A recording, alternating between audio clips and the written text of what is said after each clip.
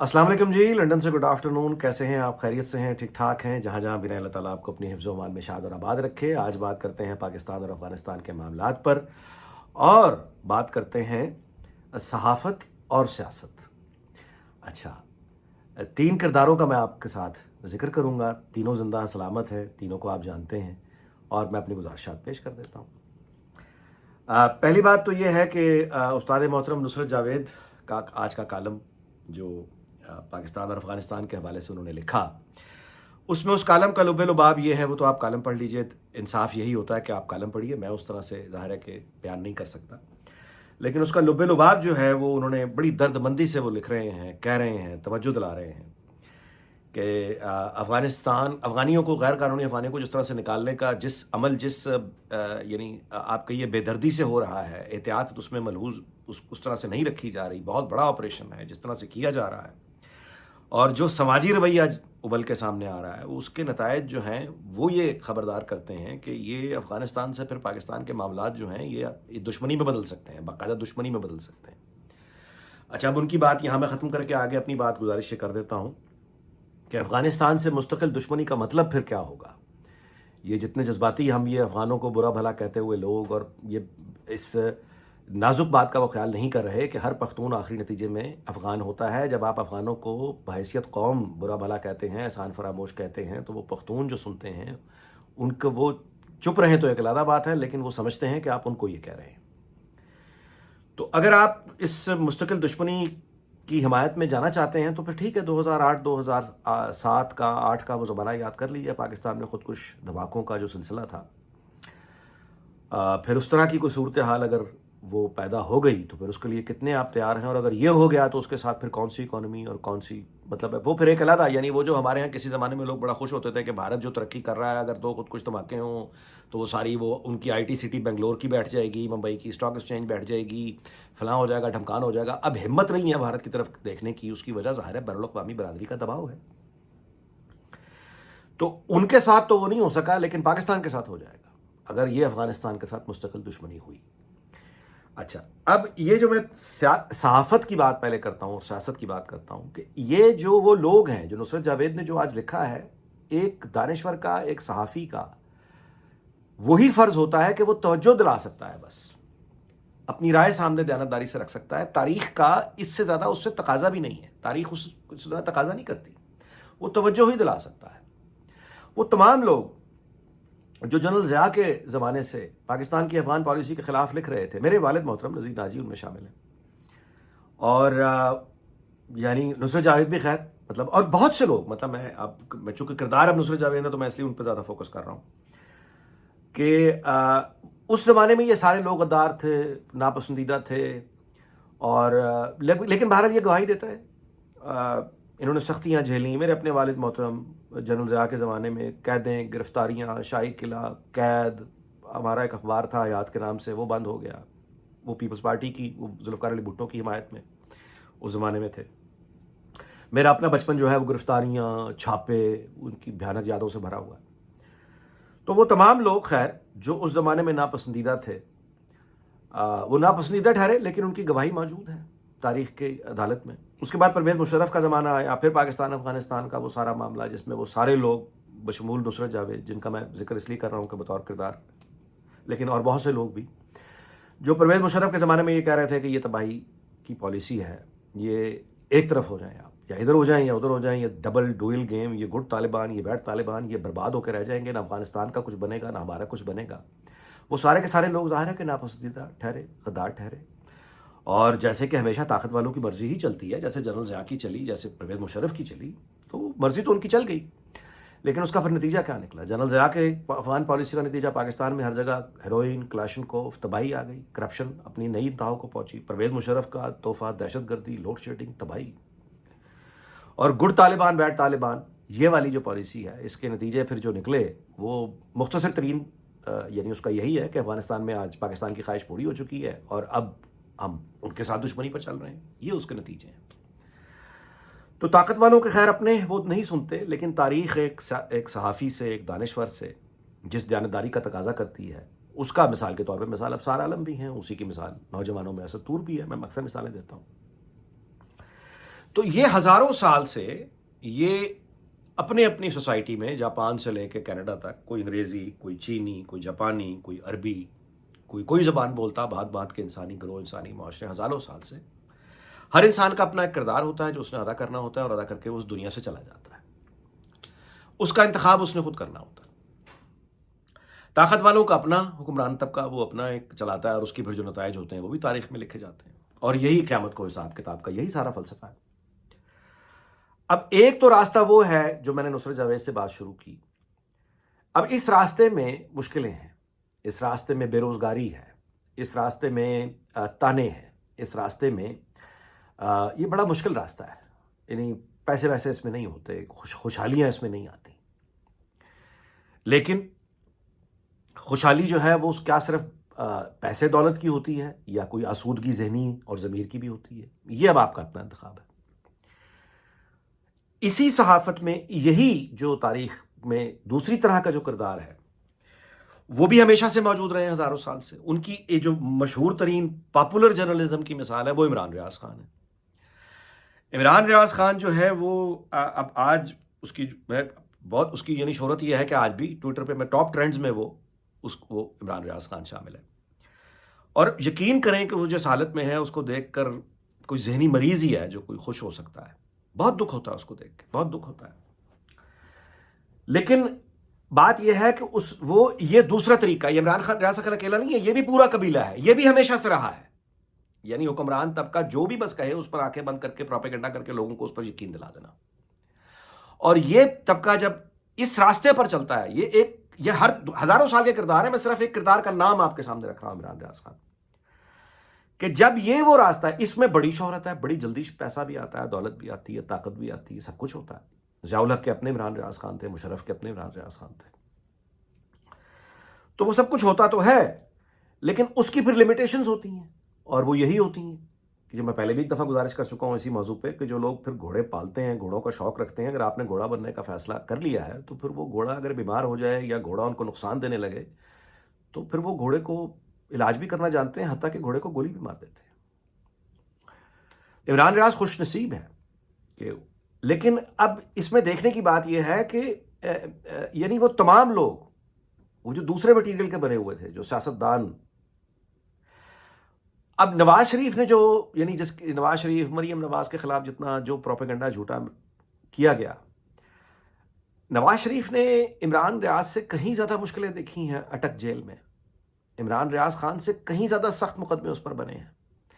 عمران ریاض سے کہیں زیادہ برا حال. مریم نواز ایک خاتون ہے، اس خاتون پہ جو سختیاں ہوئی ہیں، اس کی والدہ چلی گئی جیل میں، بے بسی جو اس نے دیکھی ہے، ان لوگوں کا مذاق اڑانا، ان کے خلاف پروپیگنڈا کرنا، اور جس کے نتیجے سیاستدانوں نے بھگتے. آصف علی زرداری مثال کے طور پہ، اور آپ نام لیتے چلے جائیں.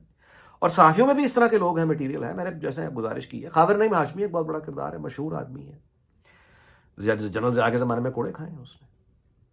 تو یہ انتخاب اپنا کرنا ہوتا ہے.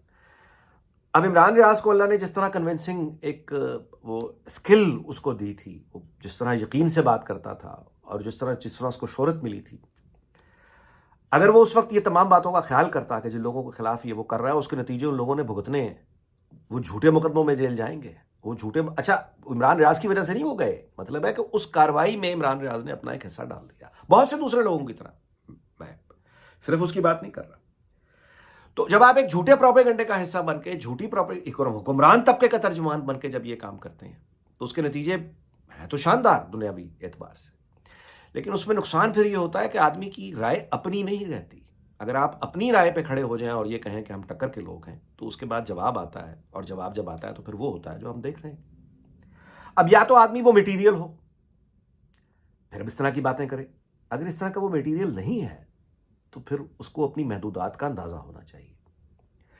دوسروں پر بات کرنا بہت آسان ہے. میں اپنی مثال سامنے رکھ دیتا ہوں کہ میں وہ مٹیریل نہیں ہوں کہ میں اس طرح کی گرفتاریاں یا شاہی قلعے میں جانے کی ہمت رکھ سکوں، یا اس طرح دیانتداری سے بات کرنے کی جرات کر سکوں. اب آتے ہیں تیسرے کردار کی طرف. تیسرا کردار ہے آصف بٹ. یہ ایک پرانے میرے آپ کہیے دوست بھی ہیں، اور میں ان کی عزت کرتا ہوں، وکیل ہیں. یہ پیپلز پارٹی کا ایک دیوانہ ہے.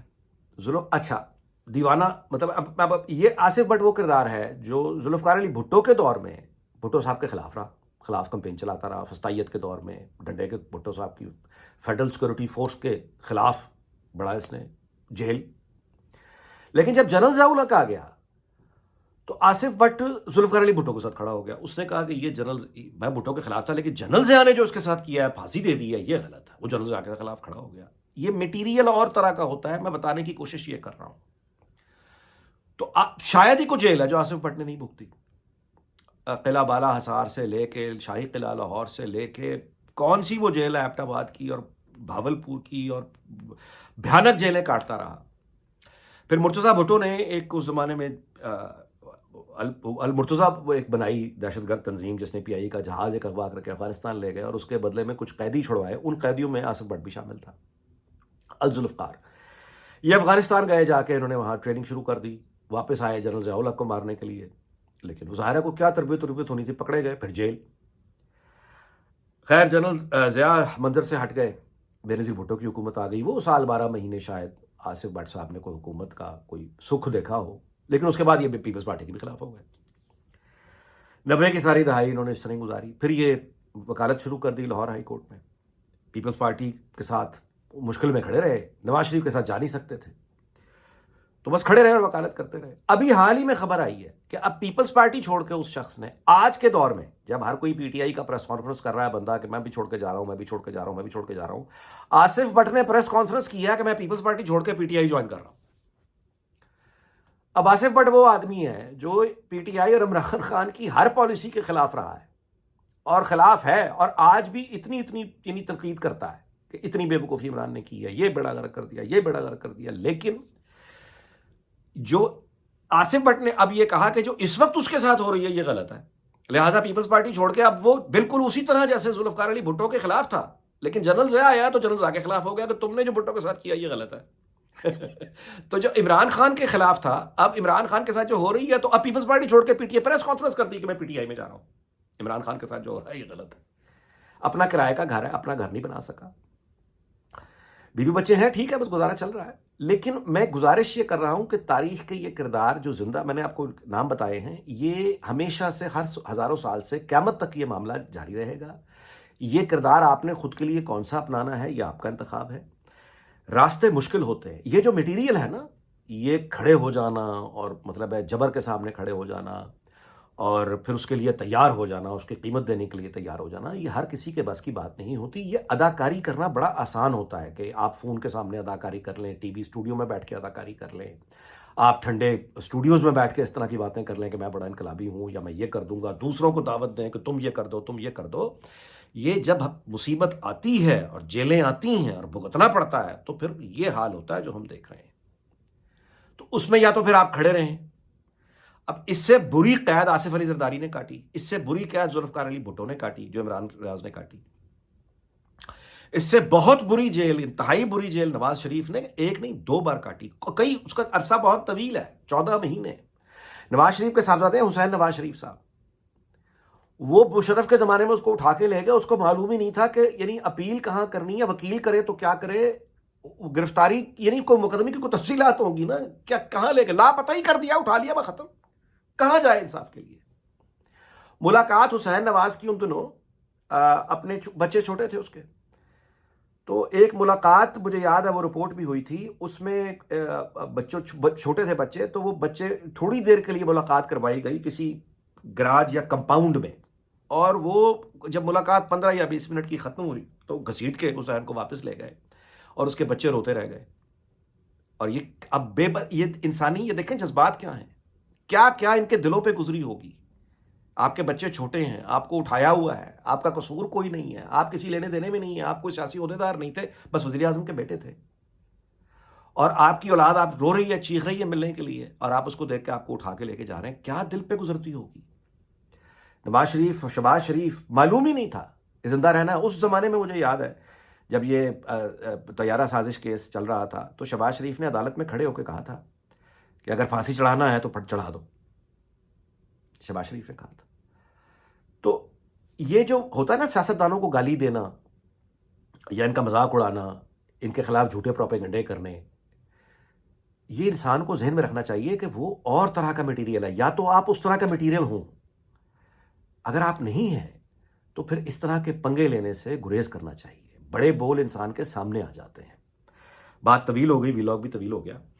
میں اس بات پہ آپ بات کو سم اپ کرتا ہوں. پاکستان افغانستان سے شروع ہوئی تھی بات کہ حکمران طبقے نے فیصلہ تو وہی کرنا جو وہ کر چکا. نصرت جاوید جو کر رہا ہے وہ تاریخ کا تقاضا اس سے یہی ہے کہ وہ توجہ دلا دے کہ یہ جو آپ کر رہے ہیں یہ غلط ہے، اس کا نتیجہ بہت برا ہوگا. اس راستے پر چلنے کا نصرت جاوید نے بڑی بھاری قیمت ادا کی ہے، آج بھی کر رہا ہے. لیکن آسودگی کون سی؟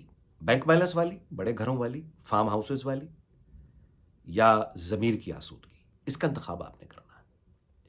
اور دوسری بات کہ وہ سیاستدان، وہ مریم نواز ایک عورت تھی، خاتون تھی، جس کی میں نے بے نظیر بھٹو کے ساتھ جو ہوئی ہے، کتنے آسانی سے اسے گالی دی جاتی ہے، کتنی آسانی سے اسے شیخ رشید جیسا گھٹیا انسان کتنے ذلیل ناموں سے اس کو پکارتا رہا ہے. اور جب شیخ رشید خود اٹھایا گیا تو کیسے پریس کانفرنس کی ہے، چلا کاٹ کے آیا ہوں، سب کچھ ٹھیک ہو گیا. اس بے نظیر بھٹو پہ کیا گزری تھی جو باپ سے آخری دفعہ ملاقات کرنے گئی تھی، اس کے بعد جیل میں رکھا گیا اسے. کتنی آسانی سے ہم منہ بھر بھر کے ان لوگوں کو گالیاں دیتے ہیں. سو اللہ تعالیٰ یہ بڑے بول بولنے سے، اس طرح کے معاملات سے ہم سب کو بچائے، محفوظ رکھے، ہم سب کو عقل سلیم دے، اور سب سے بڑی بات اپنی حدود اور اپنی لمٹس کا اندازہ کرنے کی صلاحیت عطا فرمائے. اللہ تعالیٰ پاکستان کو، اس کے تمام ہمسایوں کو، دنیا بھر کو شاد اور آباد رکھے. آپ سے اجازت چاہتا ہوں. اپنا بہت خیال رکھیے گا. اللہ حافظ.